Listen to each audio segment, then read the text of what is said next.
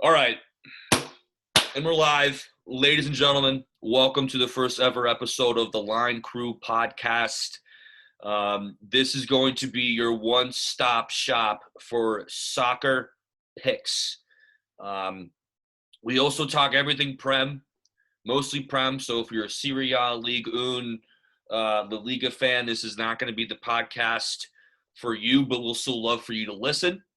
We'll cover your transfers. We're gonna give you winners, and we're also talk about transfers as well. Joey, that's a great segue. But before we talk, let me introduce myself. My name is Will Goddard. I'm a Liverpool fan, diehard Liverpool fan. Fuck, dude, I'm just a big soccer guy. We're living in America. We're definitely the gaffer, aka the gaffer, aka Billy Smokes, aka Billy Overs. Find me on Twitter. Joey, introduce yourself to the people. What's up? My name's Joe, Joey, whatever you want to call me. End of the day, diehard Everton fan, washed up goalkeeper, and the one and only guy, along with my main man William, who's gonna win you some fucking money. That's the main. It's the main objective. We can't be gambling right now, obviously, because there's nothing to fucking gamble on unless you want to do baseball. And who wants to gamble on that? Because that's a whole other podcast. Anyways, yeah. What we're here to do, we're here to tell you about who's going to hit overs, who's going to score goals, who's going to be winning the Prem, who's going to be relegated, who you want to be betting on Friday, Saturday, Sunday, Monday, European Champions League. You name it, we're going to cover it for you gambling-wise. But right now, William's going to tell you a little bit more about what we're going to be covering today. So I wrote out this amazing itinerary today. I'm a big plan guy. I'm a very 1, 2, 3, 4 kind of brain person. I just like things labeled for me. So what we're going to talk about first, the transfer market, okay? The biggest and latest transfer is Raz to Chelsea for £49 million. Obviously, coming from Man City, he won everything except the World Cup, anything international, because England are serial bottlers. But when it comes to the club level, he's won everything, okay? Including, didn't they win a club championship? They won a club Club World Cup championship, haven't they? City? I think at some point they've had to, right? I don't believe so. Okay, so they haven't won everything, but they won everything important. That's what matters. He's a 4-time Premier League winner. No, sorry. 5-time Premier League winner, I believe. 5-time Premier League winner, hasn't won a Champions League, so I guess he hasn't won everything. Cut that. However, if I'm looking right here on Transfer Market US, you're looking at it right now, Raheem Sterling is valued at $77 million right now, even though he transferred to a Chelsea for his fee of 61. So Chelsea got a steal of a player, in my opinion. So let's talk about it a little bit. So how do you think, because we talked about this a little bit yesterday, how do you think this affects the guys that are already the attacking players for Chelsea, like Timo Werner, Kai Havertz, Hakim Ziyech, Kaloum Hudson-Odoi? I mean, he's a forgotten name at this point, and he was starting in the Champions League for Chelsea consistently. So what happened? How about Christian Pulisic? I can't even say his name. The baby. How about Broja coming back on a loan after? And Broja, but he's more of a striker though. He's more of an out and out guy. So I think he'll be okay. But you still look at him though in the way that they're playing. I mean, one could make a solid argument that they got rid of Lukaku. Mm-hmm. They're not going to have Broja come in to take Lukaku's spot. Why would they even do that after just spending $100 million? Broja's gone. Hudson-Odio's gone. Gallagher's going to come back from his loan. He's probably gone. You think he's gone? I see. That's where I disagree with you. I'm looking at Chelsea getting rid of about 10 to 15 guys. I think that with the new owners, there's going to be such a new mindset. And you look at the Dodgers, for instance, who's the owners of, I forget the consortium group, but it's the same group that owns the Dodgers that now owns Chelsea. They're big into big time names, but they're not the type of people to carry a 40-man roster the way Roman Abramovich was. And so in my professional, just like baseball watching opinion, and now moving it over to like this side of the market, I just feel like they're gonna keep big names around. Sterling's a prime example. They want names in, but I think they're gonna get rid of a lot of people because I mean, also with all the now the loan restrictions, they can't just send out people on loan anymore. They're gonna have to get rid of something. I mean, if they brought back all their guys on loan, they'd have like a 60-man roster. Mm. I don't even think you can have a 60-man roster, like legally, like exactly. Like they're gonna have to sell. yeah. But I don't think that Gallagher points is interesting because I look at him as one of the better young players this past season in the Prem.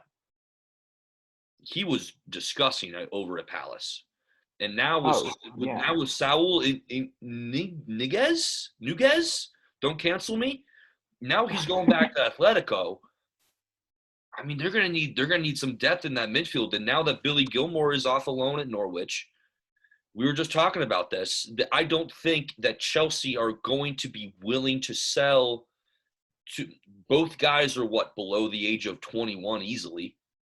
The only thing I will say though, do you remember last year, Havertz played a lot of 10, lot of 10 instead of out on the wing. That's his natural position, is a 10. So then it leads me to this: if you have Havertz, Jorginho, and Conte. And Conte, like those three in the midfield, that would be fucking beautiful. Exactly.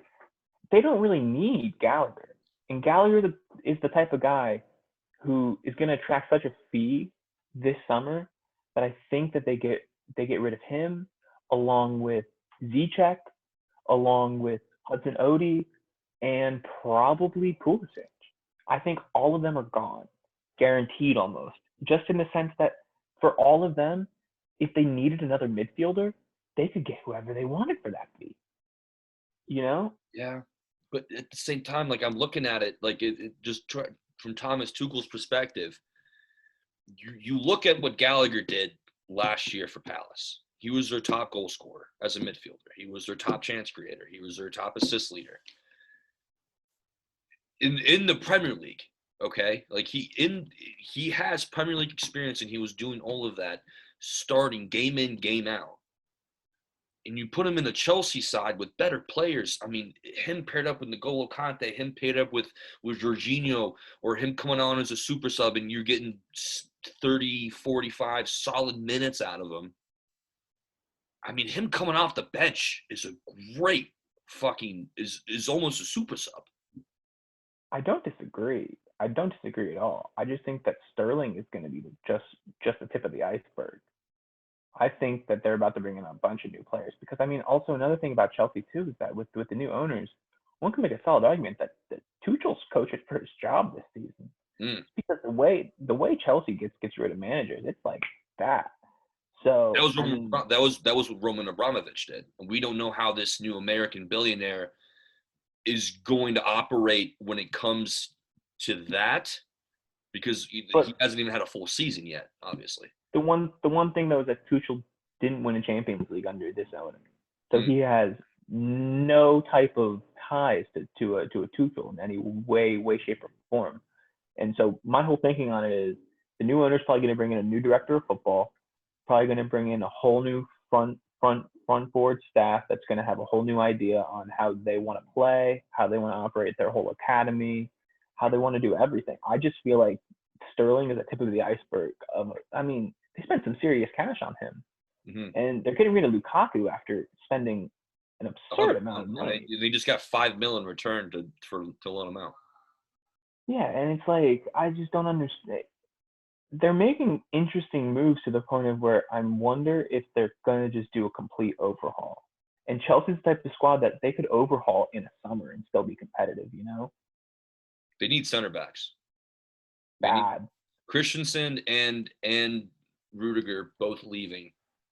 Going to Barcelona and Real Madrid respectively. Christensen going to Barcelona, Rudiger going to Real Madrid.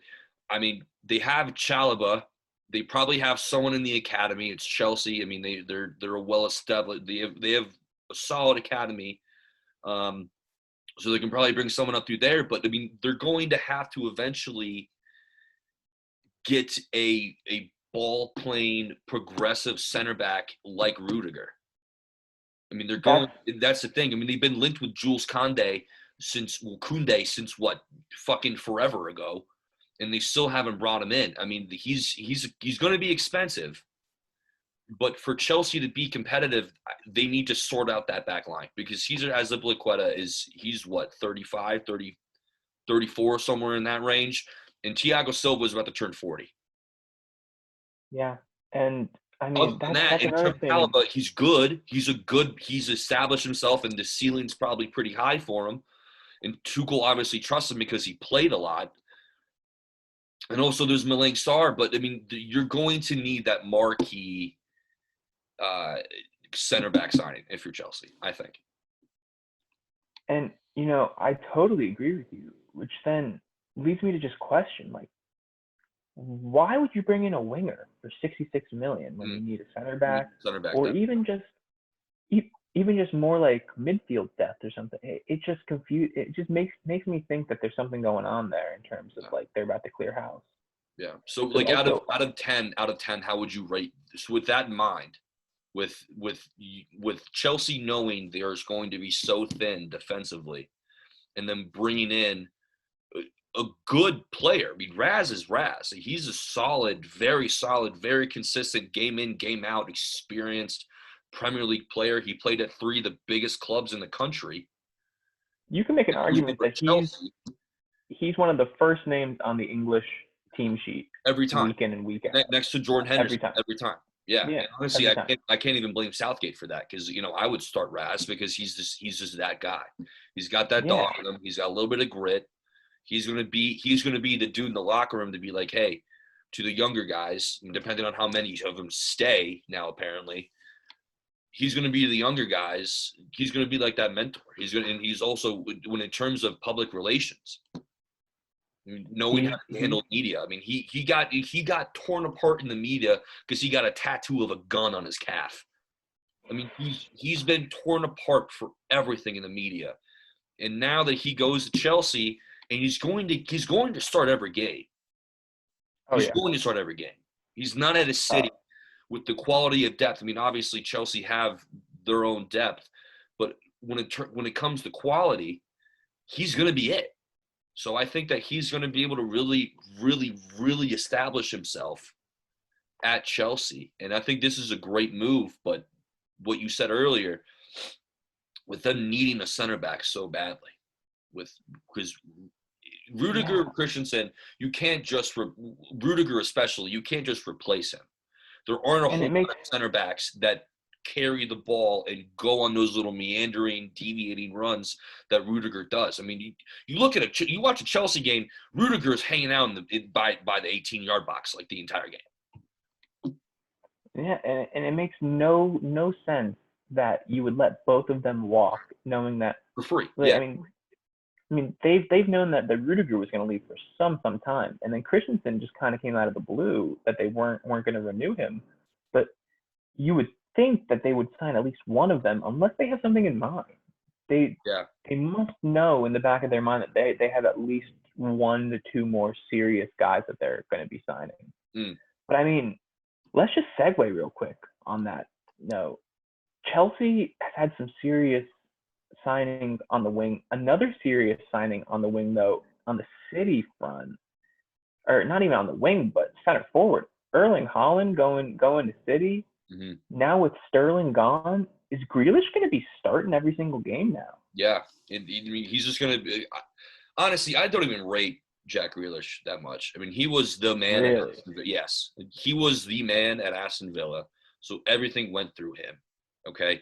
Yeah. He has great calves. I'll give him that.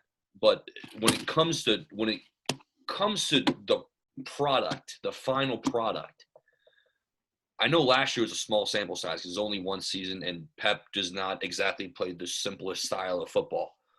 But I think that now that Grealish isn't the main man, Holland is. Like if you're Pep, you have to build this system around Erling Holland, right?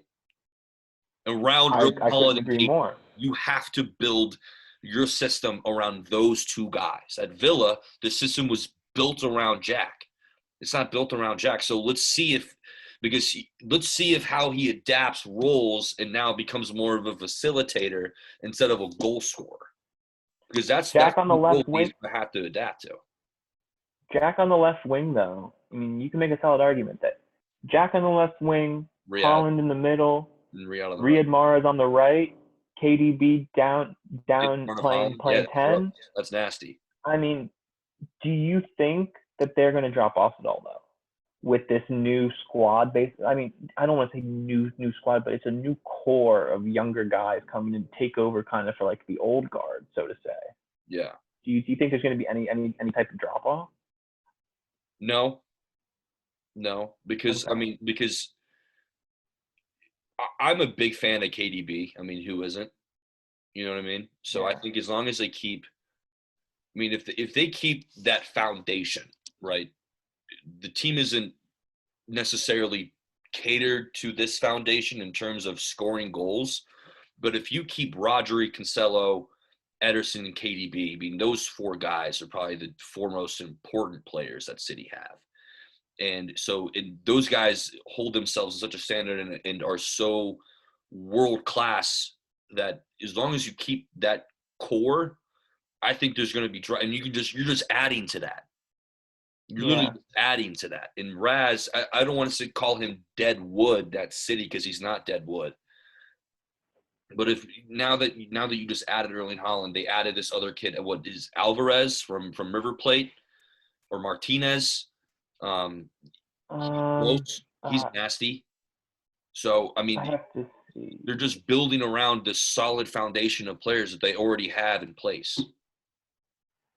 I definitely agree. I don't think that they're going to drop off either. My biggest thing, though, is just bringing in new guys in a system that's going to rely on them. It's going to be interesting to see. However, let's segue a little bit. What do you think about the other side of Manchester with Ronaldo right I now? think it's a shambles. I think it's Shambles, I right? think it's an absolute shambles. I think United. I love Ten Hag. I think that he's a class manager, world class manager. I mean, he took Ajax. He made Ajax basically. I mean, he like the Ajax that we know today, at least.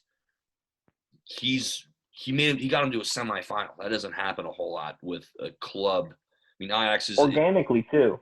organically, yeah, just all through their program, and obviously Ajax has one of the better youth programs in Europe. But that was all just in their, that squad wasn't expensive at all.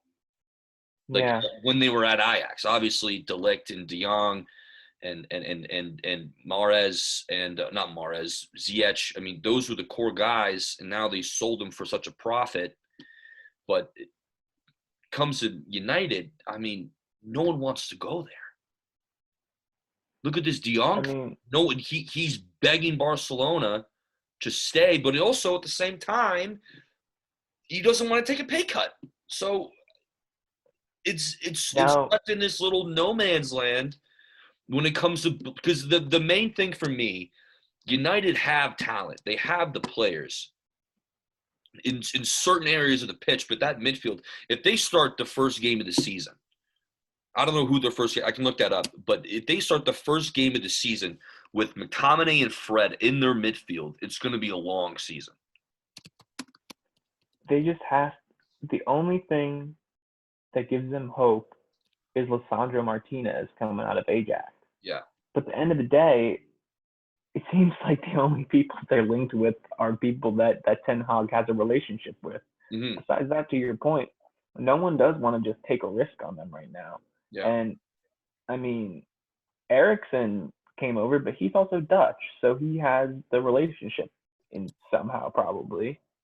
Or sorry, no, he's Danish, but he knows the system well.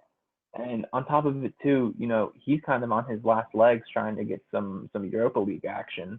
Mm-hmm. So I like I really like the Ericsson signing. I really think it's going to be important. But I also think that you're right. They need to be able to sign at least one more midfielder. If they can get De Who's Jong, started? Who's going they to need. start? Who's going to replace Fred or McTominay? And they need Varane to be on in the first They game. need him to be fit. They need him to be fit Yeah. because I'm looking at it right now. They got a left back instead of a right back.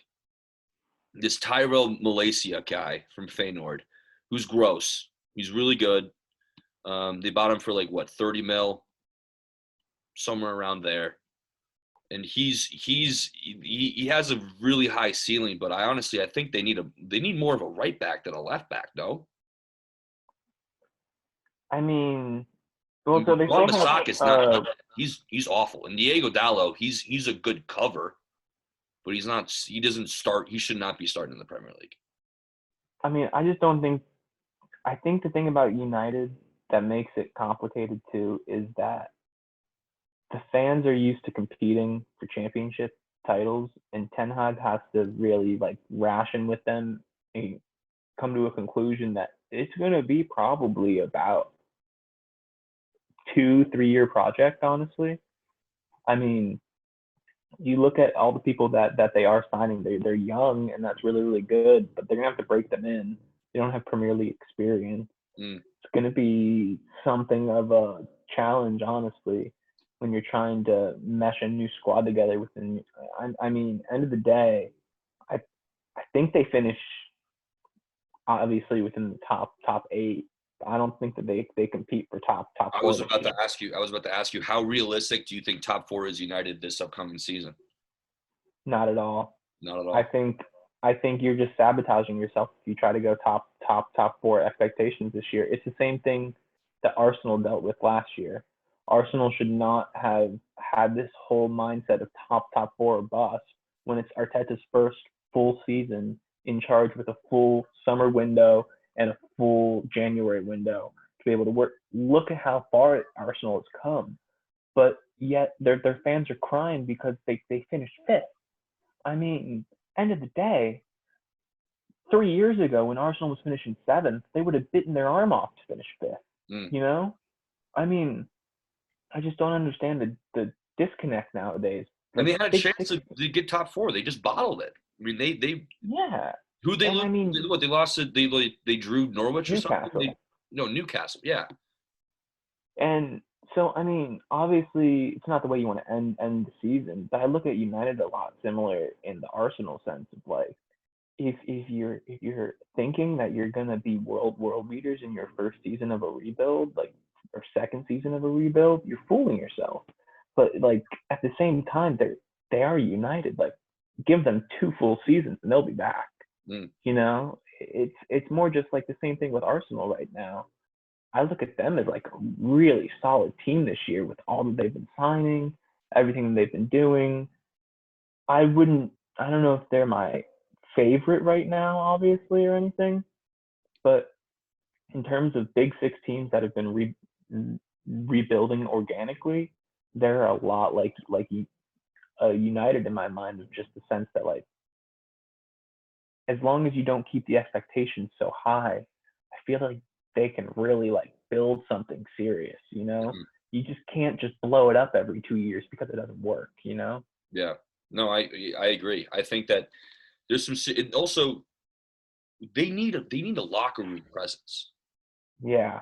They need a guy who's going to go into that dressing room. Harry Maguire obviously is not that guy. He's not that. He's not that guy, pal. Right?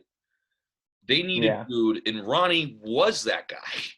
And now that he's begging to leave because he's looking at United, and he's been at United in the glory days, and he was Sir Alex Ferguson's son, so he I knows what think it takes to wear that shirt. Because as a Liverpool fan, I hate talking about United good old days, but they need someone to grab that dressing room by the scruff of the neck and be like, "We're not cutting it. We're not." yeah. And now that Nemanja Matic is gone, I'm sure he was one of those guys. in the locker room that would put his arm around the younger players. Same with Juan Mata. Same, Pogba, not really. He was kind of a bitch. But when it comes to just having those guys in the locker room that A, keeps the standard, and B, puts their arm around the younger players and be like, look, just keep your head up. They don't have that right now. They don't have a locker room presence. So unless of that, Ten Hag can't do everything himself. He's going to have to bring someone else, not only with not only who's a world-class footballer, but who's also just a world-class person.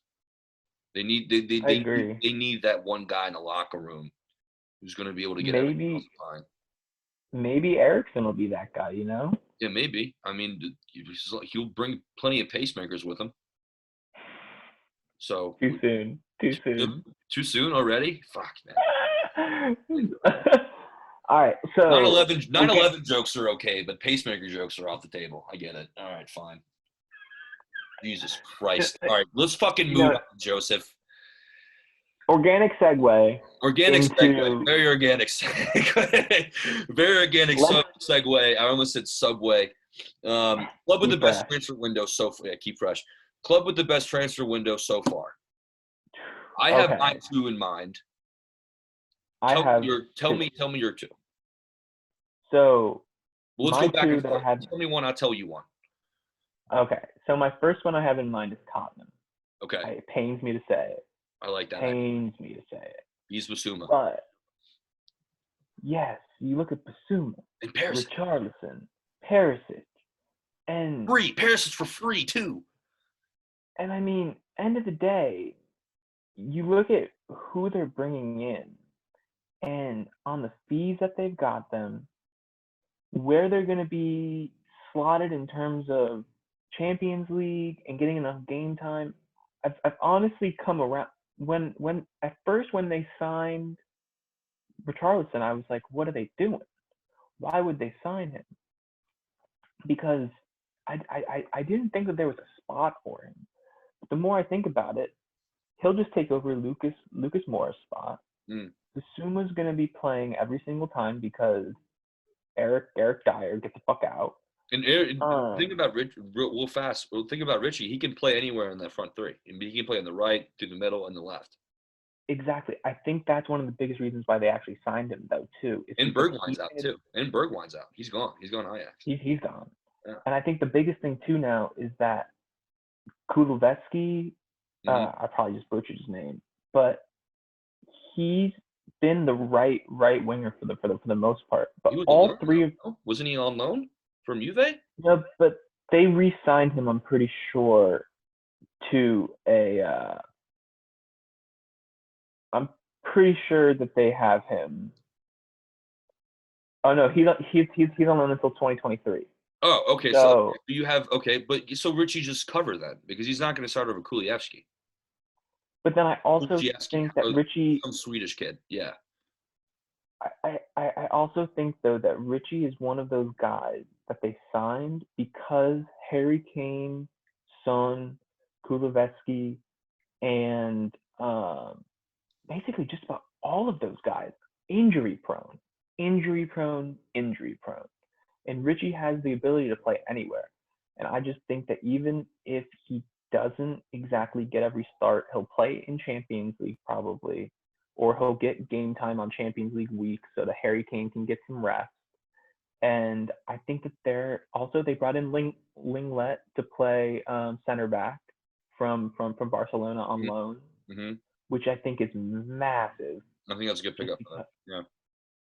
And then I also just love that Conte seems to be getting guys that he wants, which shows that Tottenham is seriously going to be competing because usually you can I just feel like you can tell when a team is getting in guys that that the manager wants as compared to like a United, for example. Why'd they bring in Ronaldo last year? They didn't need him. That definitely wasn't Ole being I want Ronaldo in. Whereas like Conte's only getting guys that Conte wants, and it seems like they're not doing any splashy transfers for shits and giggles. Yeah, it's serious. They're not trying just to sell shirts. like United were. Yeah, We're not trying to just. exactly. I think this is definitely the best window that Daniel Levy has ever had for Tottenham. Like Oh, I he's couldn't agree finally more. shelling out some cash, and like honestly, Tottenham for me, they're a lock for the top four. Yeah, They're locked in there. I mean, they're third place, fourth place, right next to Chelsea, City, Liverpool. I'll say it. I'm just gonna come out and say it. Sneaky underdogs to win the Prem this year Yeah, because very Conte is sneaky because it's going to be tough. It's going to be tough beating out Liverpool or City, obviously, because like those guys are like the Alabama and Ohio State of college football. I mean, the bar that those two teams set is so high, and they've been doing things so differently and so much better than everybody else for the last half decade that everyone's still trying to play catch. And I don't think this is the season quite yet. That someone else. but okay, I don't disagree completely. But every single time Alabama or Clemson or Georgia has to break in a new quarterback, same way Liverpool's going to have to break in Nunez to take over Mane's basically goal contributions, and Diaz is going to be relied on a lot more. Yeah, Same yeah. same at City now, where Mahrez is basically the dude on the wing, and Grealish is going to have to really carry a lot of weight, and Holland's going to come in with this huge expectation. Don't be shocked, is all I'm saying. If people out there, if you want someone with great value on a Prem future, Tottenham. You could probably get them like plus 300 or 400, honestly. I'd say even more than that. Maybe even 8. Yeah, I would. Yeah, I'd say they're probably in the 7s or 8s. But here, let me look it up real quick. All right, while you're looking it up, I'm going to go over my team with the best transfer window. Yeah, So give it to me. It's Leeds United. It's Leeds United Oh. for me. Jesse Marsh, aka my dad. He is building this Leeds team into like the Wolves version of a national team, but that just plays club. Because the Wolves are basically Portugal, and Leeds are now America.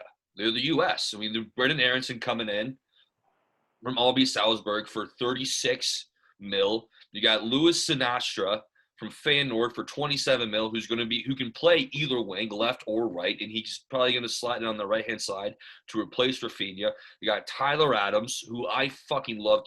He has that dog in him. Joey, I talk about who's got that dog in him all the time. He's got that dog in him. He's got that grit. You see him for the national team. He's always right next to Weston McKennie, ready to punch someone the fuck out. He's ready to knock someone out at all times. I love Tyler Adams. I love that grit he has in him. They got another Salzburg kid, Rasmus Christensen, who's a solid right back for only 14 mil. Okay. Then you got Mark Roca, who's a defensive mid. So they got 2 replacements now. They got 2 guys to cover for Calvin Phillips going to City. And they also got this Darko Giabi guy from Man City under 23 squad, who's also another center mid, and they only spent 7 mil on him. So I think that the business that they're doing for replacing, and not only replacing but covering the spots that the holes that they now have to fill from Calvin Phillips and Rafinha leaving, I think that they've by far not only the quantity, but the quality of I mean, 3 guys, Luis Sinastra, Tyler Adams, and Brendan Aronson, those 3 guys, those 3 different transfers, I think that's going to lead Leeds to at least top 10. I love Leeds this year. And not only because Jesse Marsh is American and the fact that he's my dad, but I honestly think that they're going to have one hell of, like, they're not going to be Marco Bielsa injury deprived Leeds. Okay. They're going to be this Jesse Marsh high octane. They're going to be like a diet Jurgen Klopp team. I like them in the top 12 this year. Top 10. I think the thing about top 10 for me is they're going to have to break in a lot of people. Yeah. That's my only thing. I think they're going to be able to do it. But I definitely think that they, along with Everton, are going to be very much clear of the relegation zone this year. I think that a full preseason underneath Jesse Marsh is going to be so needed for them. Mm-hmm. Whole new set of ideas, Mm-hmm. being able to get actually comfortable with it. They looked pretty damn good in the last 6 or 7 weeks of the season. That's the thing. And like for what Jesse Marsh did, I mean, shit, dude, Pascal Strauch is not good, and he made Pascal Strauch look like prime Virgil van Dijk. Hey, end of the day, too, you Like, look at it this what? way, people are going to be sleeping on him. 1,000%. And also, another thing when it comes to breaking them in, RB Salzburg from Brandon Aronson, he played the Champions League, okay? Tyler Adams, Leipzig, they're Champions League every single season. And they always make it out of the group stage, too. So he's played quality. He's not only playing, like, Malmo in, like, the group stages and, like, then fizzling out. Leipzig, these players are coming from teams who are established European, not superpowers, but very, very, very solid feeder clubs. Leipzig and Salzburg have been, honestly, Red Bull as a whole, they have been solid feeder clubs. And I was looking at it. Imagine if Salzburg didn't sell half. I mean, they've been a feeder club for so long. And if you just look at the starting 11 that they would have had, if they held on to like 4 or 5 guys, you'd be like, that would have, they're semifinals Champions League. And they're winning the Austrian league every year. Oh, anyway, so I mean, I think these players are going to be just fine. I think Leeds are going to be just fine. Top 10 easy. I like it. Give me one more club, and I'll give you one more. All right, my one more club that I really have liked is Villa's transfer window so far. To be Diego Carlos, yeah. Because I just love the Diego Carlos. They got Olsen in as a backup for Martinez. They also brought in Kamara from Marseille. Who's gross. He's really good. He's nasty. Young, 22. He's absolutely nasty. They officially signed Coutinho to a fee, so they brought him in as well. And I just look at them now with Gerard also going to get a full preseason underneath him to really like bring it in. And I think I really like them this year. I think that they're a sleeper for like a Europa spot this year. Mm. I think that I just really like their window, but they were also tied with me for another team. I'm gonna hit you with a third team real quick. Go for it. Arsenal. Arsenal's had a really sleeper window just because Arteta's getting them boys back together. Zinchenko and I saw that. Yeah, that's actually a really good pickup for them because like their fullback situation, they've had a fullback problem for so long. Yeah. They've had a fullback who was Nuno Tavares. He's trash. Yeah. He's awful. And he came from Benfica, and he has a Porto tattoo just to spite the club that he came from. That's not a guy you want on your team. Okay. I would hate it. If that's like if Virgil van Dijk got a Man U tattoo. Like, what are you doing? You don't want that guy in your locker room. And now that you're bringing in Zinchenko, who, correct me if I'm wrong, he's the captain of the Ukraine side, isn't he? Is he not? He is, but I don't even know if he's going to be playing fullback for Arsenal. I think he's going to be playing the 8. The 8? Yeah, because that's where they have Odegaard, and they also have that guy from Port. I forget. I'm spacing the guy's Port. I'm spacing on the guy's name. Maybe he'll play the 6, but he's a midfielder by trade. Pep only had him playing fullback because it was a need. Then he can play both spots then. Because honestly, I love him. I love that fullback duo of, Tomiyasu and Zinchenko. Yeah, but you're also forgetting about Tierney. That's true. Yeah, he's always hurt. And also, I love Kieran Tierney because he tucks in his shirt. You don't see a lot of guys tucking in their shirt anymore. He's a proper footballer lad. Yeah, he's like the Scottish Tom Davies. Like he'll just pull out a shiv, like at anyone, and just stab you. Who's your second club? My second club, we talked about it earlier, is Newcastle.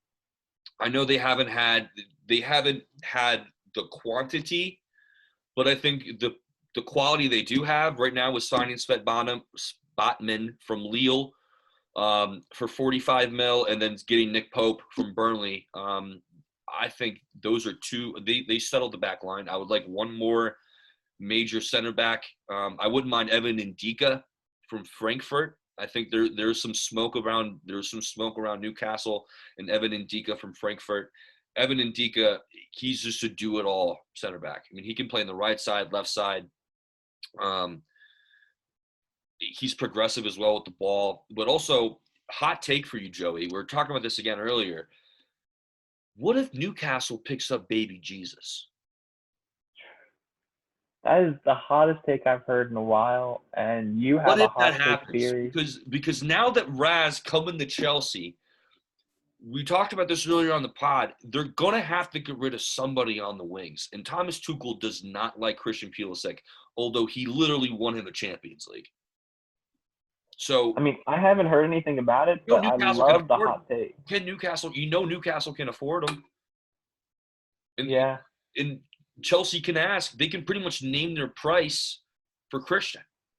And Newcastle is going to be able to just pay whatever they want or pay whatever I they know the biggest thing in my opinion is that Christian needs to go to a place where he's going to be playing every single week. And Newcastle does check off the box. He's going to – because Ryan Fraser and Miguel Almiron, I mean, they looked better. They looked okay during the season, but I did some digging into it. They combined for 6 goals between the two of them in all comps the entire season. That's not good. And for Christian Pulisic to be able to come in, and he can even play some of that false nine. He can even play through the middle if they really want him to. I mean, Callum Wilson's still there, and he's still banging in double-digit goals every single year. They have St. Maximin on the left. Christian Pulisic to balance out that right-hand side, man. I mean, that's – obviously, they're not going to win the league or make Europe, but top 8, I mean, that's a top 8 start. That's a top 8 front 3, without a doubt. I agree. And for Christian to be able to come in, and he's definitely, like you said, he's definitely going to play week in, week out. And he seems to be past that injury issue. He seems to finally be able to – he's going to be able – knock on wood, literally knock on wood right now. I don't want baby Jesus to have to keep getting reincarnated every 3 days. But I want him to stay healthy. And I think with him just being in a squad – that wants him there, that needs him there, I think that's going to help him mentally as well. Just like keep playing, because all he needs to do is just fucking play the game, and you'll be fine. Yeah, and he's the type of guy they need too. He's a captain of his international team. He is a transcendent player for an entire nation. He started this American Revolution. He started this whole thing. This is a kid from Hershey, Pennsylvania.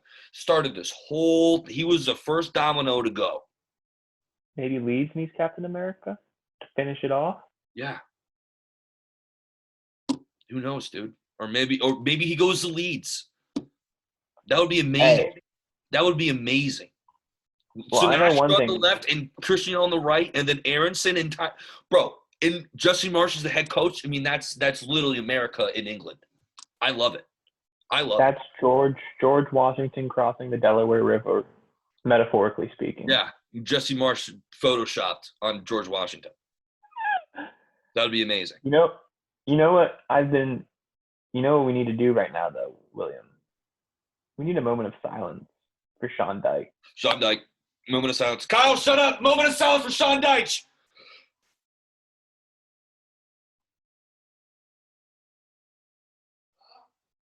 All right, he's not dead.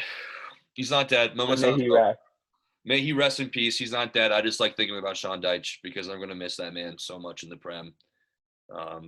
Honestly, we should get him in Rough and Rowdy. Sign me up. All right. Barstool should sign him up for Rough and Rowdy. Sean Dyche, he would beat up any other manager.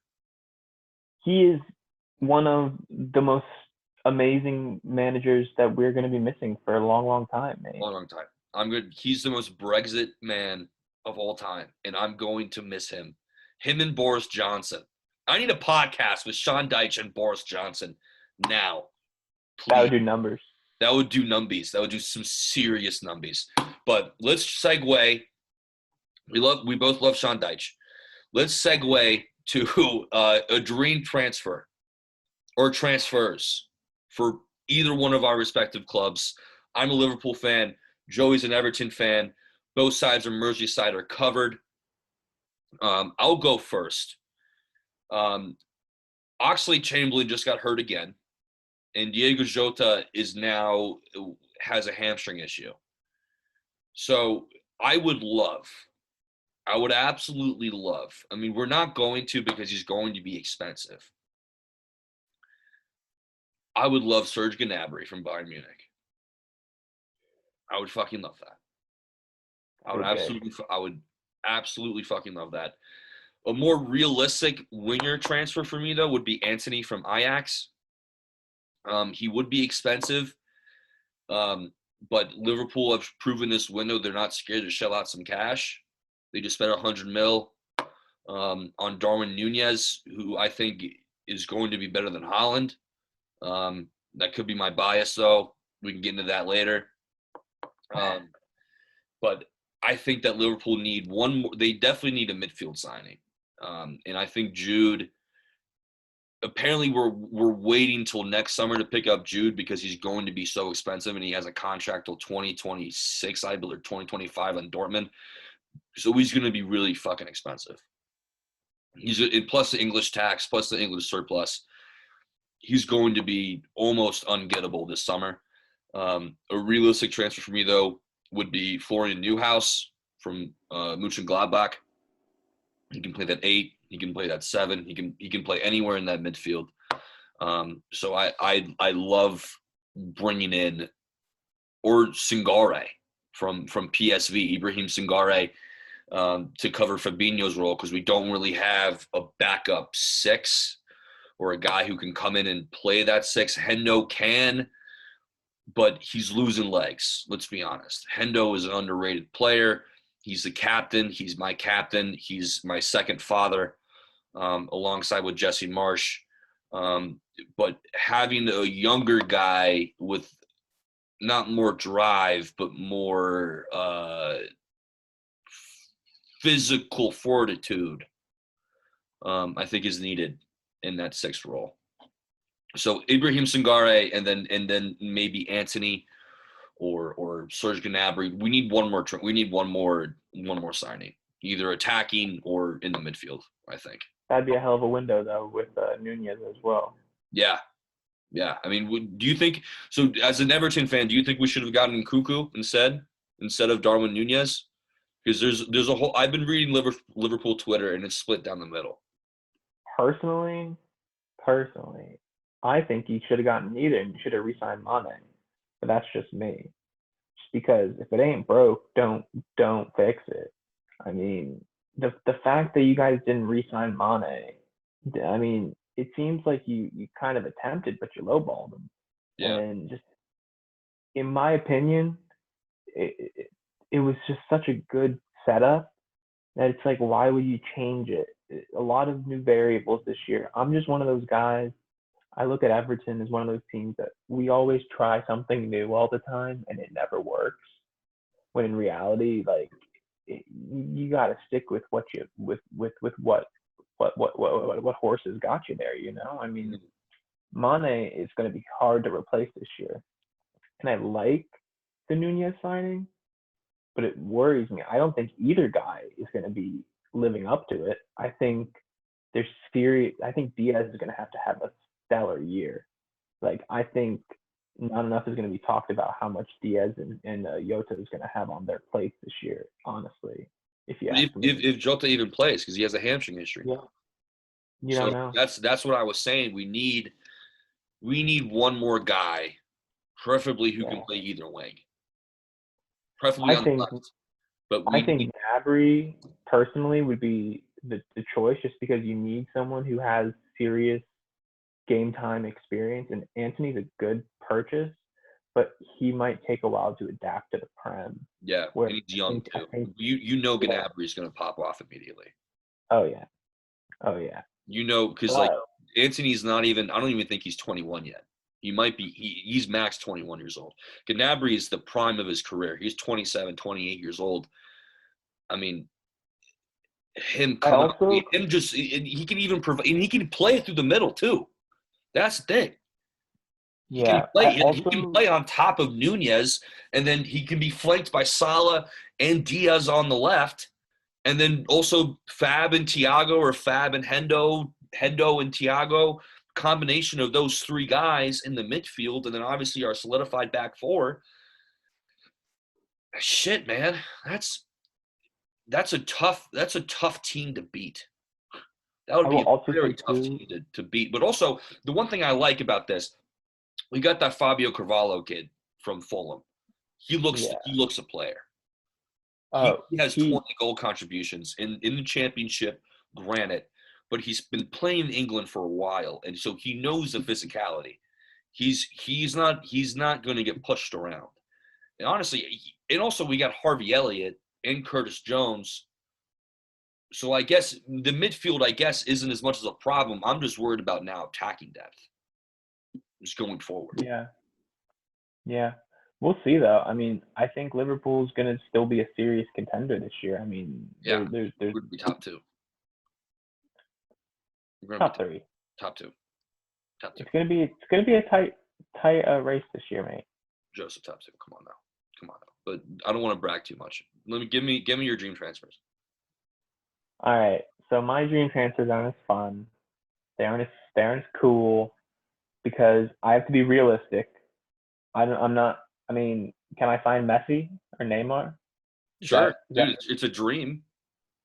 all right? In my dream, I'm signing one of them. But in Okay. reality, so right now, what I'm looking at is Everton just is strapped for cash. Our financial fair play is just killing us.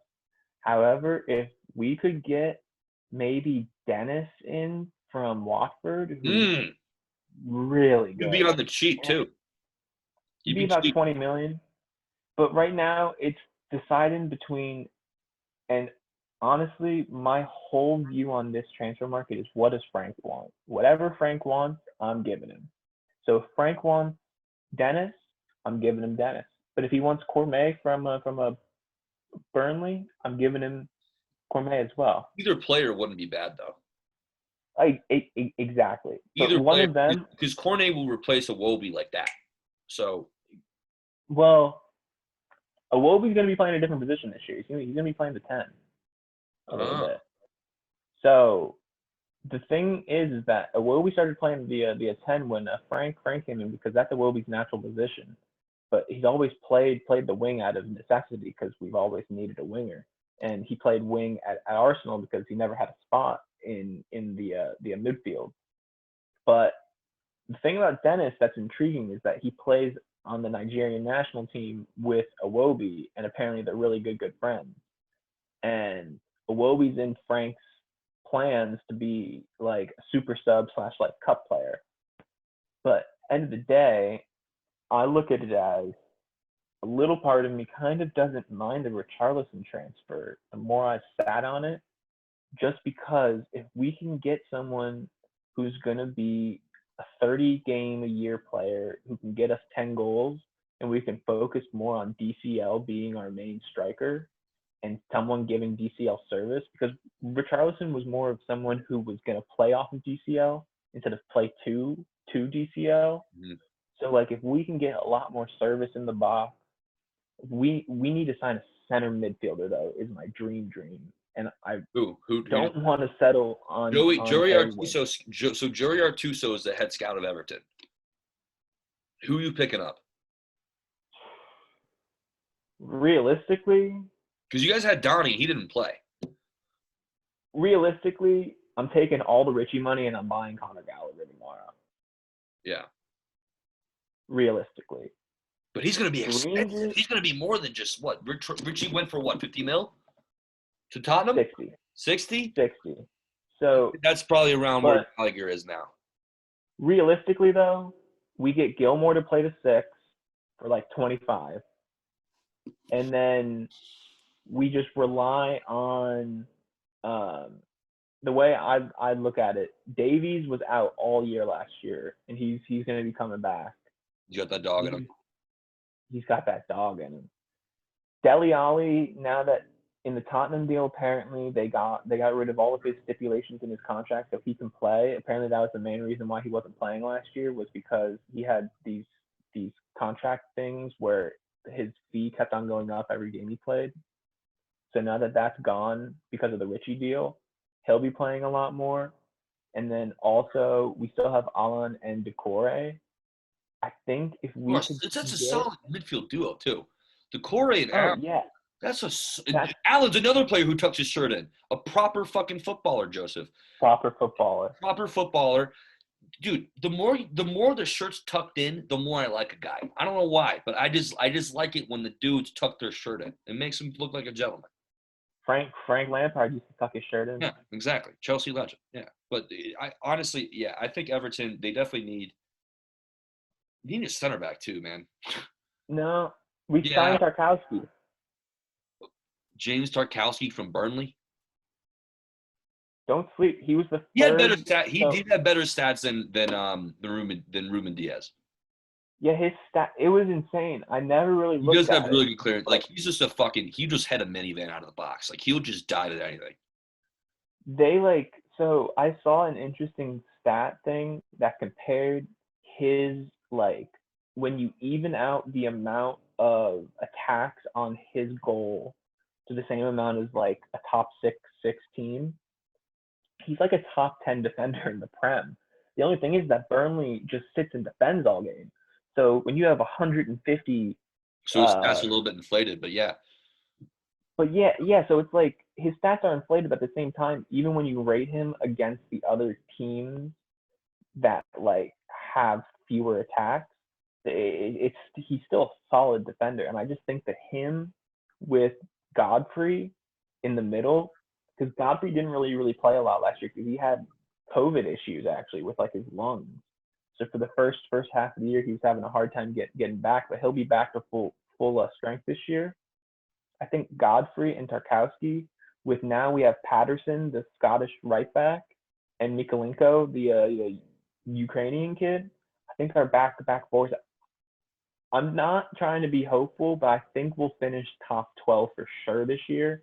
And I think it's going to be one of those things where there will be 7 to 10 games this year where you're going to look at Everton, as long as we get in the guys that Frank wants. If we can get in a couple more dudes, there'll be 4 or 5 games, specifically against big teams, where you're going to go, holy shit, what the fuck? Everton's good.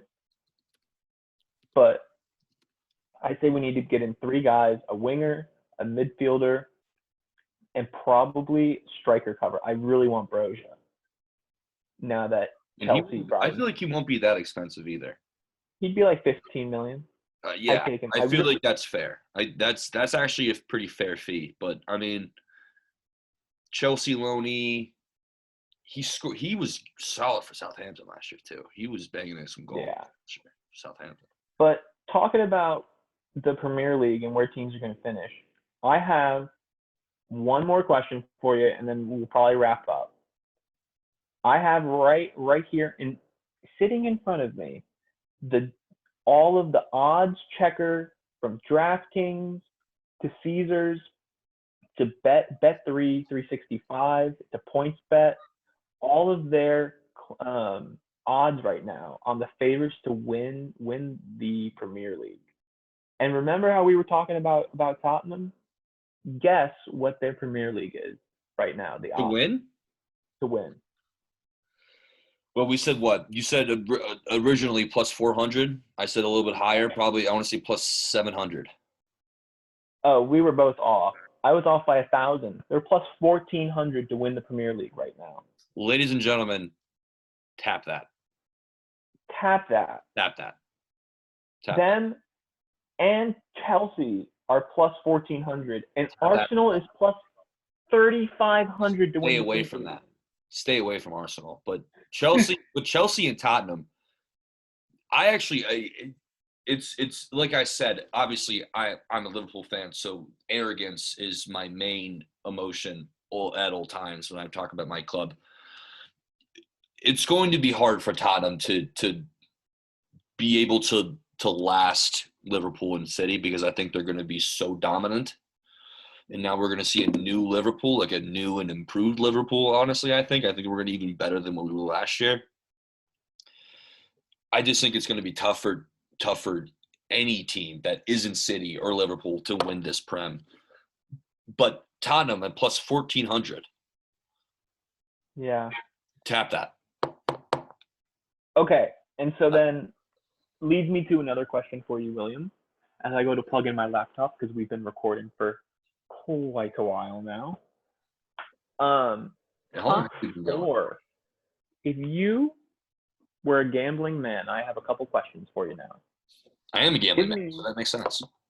Give me your realistic, I need to lock it, futures right now, top 4. And then I also need 2 teams that you would say are your black horse, whatever you want to call it, dark horse, sleeper team. African American. Oh my God.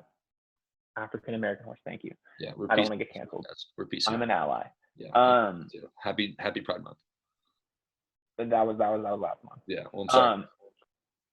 Anyways, I need 2 teams that you think could seriously contend for top 4, and I don't want to hear someone where you're like, oh well, Arsenal finished in 5th, so they could finish top 4. I need like a team that finished in like 10th that you think can seriously contend this year, and because I want the people to get some odds for their money. Because let me give you a couple teams right now that are serious. Yeah, let me hear the odds first. Let me hear the odds. If you want 2 teams that finished like mid to bottom table. Yeah. So we got Newcastle at plus 900 to finish top 4. We got and all these odds are courtesy of DraftKings Sportsbook. We got sponsor us, DraftKings, please. We would love it. Yeah. We got Newcastle plus 900. We got West Ham plus 1,400. Aston Villa plus 1,600. West Ham's plus 1,400? Yep. We got Leicester plus 1,600. Brighton plus 2,000. Scratch them off. Wolves at 2,800. Crystal Palace at 3,500. Everton at 2,500. And we'll round it out with Leeds at plus 5,000. So I'm going Leeds as my one of my 2 teams. Okay, that's ballsy. For all the reasons that I have listed previously earlier in this pod, I love Leeds this year. I'm a big Leeds guy. They are my second team. I'm calling it now. And also, you said West Ham was what, plus 1,200? Yeah, 1,400. Plus 14. That's fucking ridiculous. Tap West Ham for me one time, too. Because West Ham, no one's left. They still have Bowen, and they still have Declan Rice. Yeah.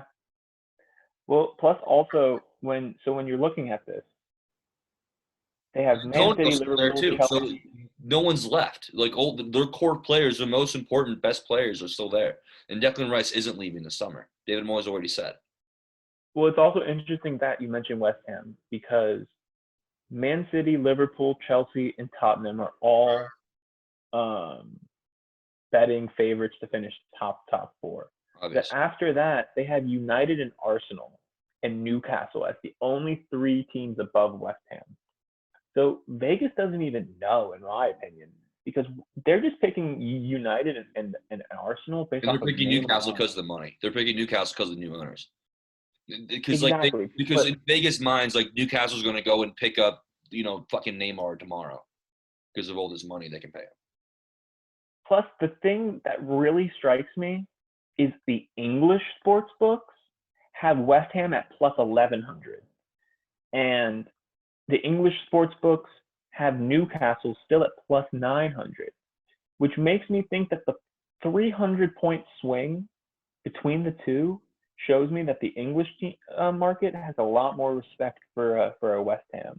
And I love looking at the English market compared to the American market because the Americans have no idea what they're doing. That's a secret that no one wants to fucking tell anyone. that, like, for instance, look at this. All right. They have, You can share your screen, mate.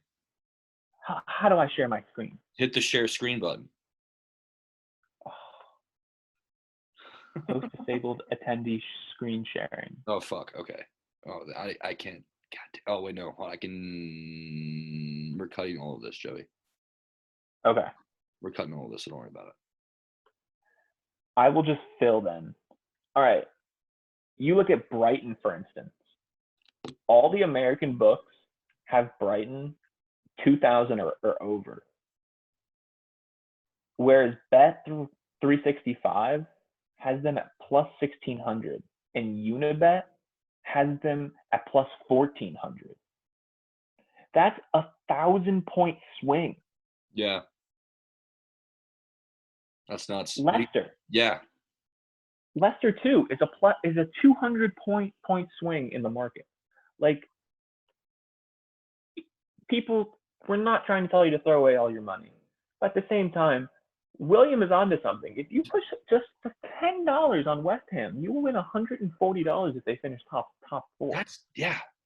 I'll take $140 any day of the fucking week. Meanwhile, why would you bet minus 135 on Tottenham to finish top four? There's no value. There's no value there. There's no value, and like there's that, and that's not even fun. No, that's not even fun. Like, gambling's supposed to be fun. Pick a fun team, folks. But now, for all of our killjoys who do like to spend hundreds of dollars because they're psychopaths on people to finish top four, who are your locks, William? For top four. For top four, because do you want me to go in order, or just I'll go in order. So I think Liverpool wins the league this year.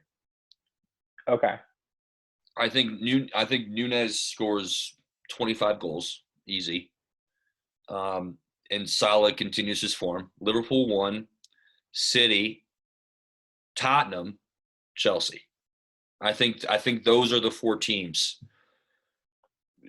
That there's no way that isn't the top 4. And you obviously Liverpool and City are a bit more interchangeable. But I think Tottenham is going to be really, really fucking good this year. Like, they're going to be really good, and they also get Champions League football. So look for them to do some damage in Europe as well. I agree.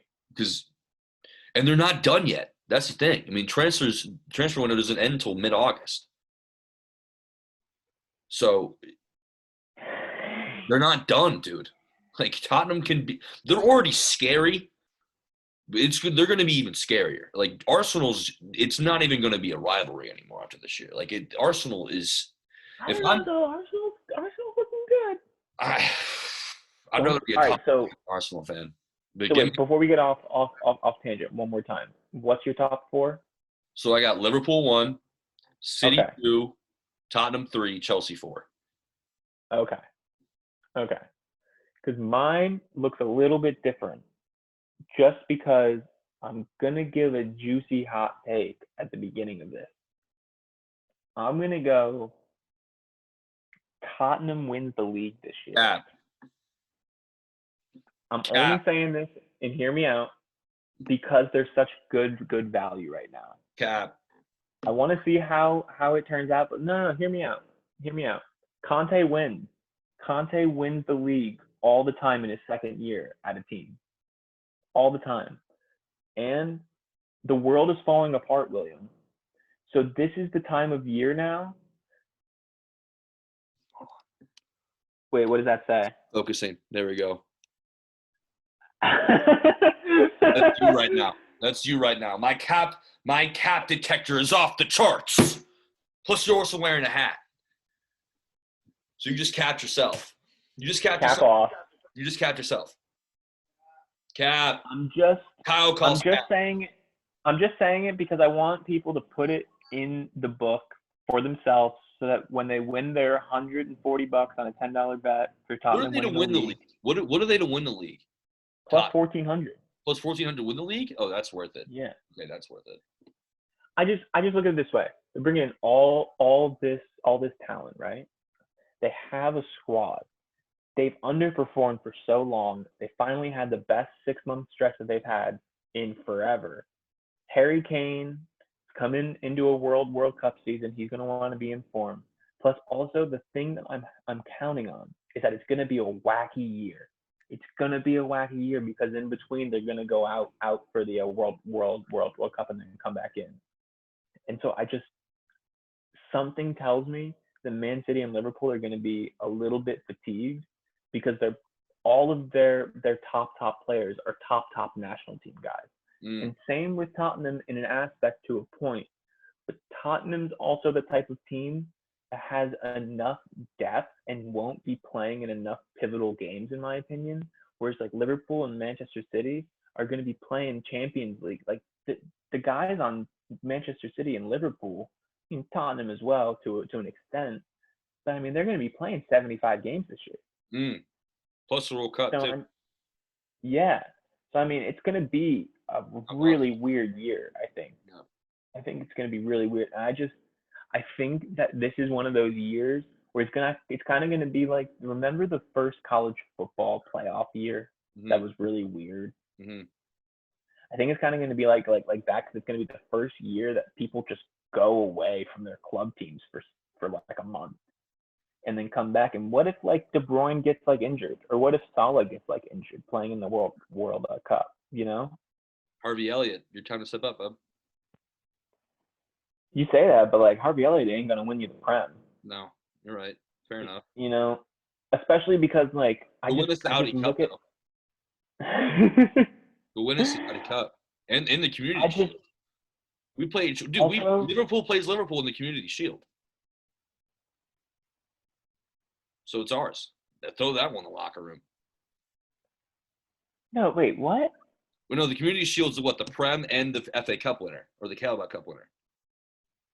Yeah, the Prem and the FA Cup. Okay. Winner. Oh, so we play City in the Community Shield. Okay. Yeah. No, but I just think that this is going to be one of those weird years, especially because like Liverpool and City are breaking in new like premier players now. Like it's not going to be the same guys. Like I just feel like the first couple weeks are going to be like a little different. Like they might still be good, obviously, but like it's not FIFA where you can just plug and play, you know? I wish it was FIFA, Joey. Me too, because in my FIFA, Everton's in third. So I'm looking at the first games of the season. Everton Chelsea jumps off the board to me. That's a Frank Lampard grudge match right there. And yeah, I'm looking at the first couple games, and Chelsea Everton is like the big one. So watch out for that one, folks. And also, plus 1,400 Spurs win the league, like you said. It's worth the time.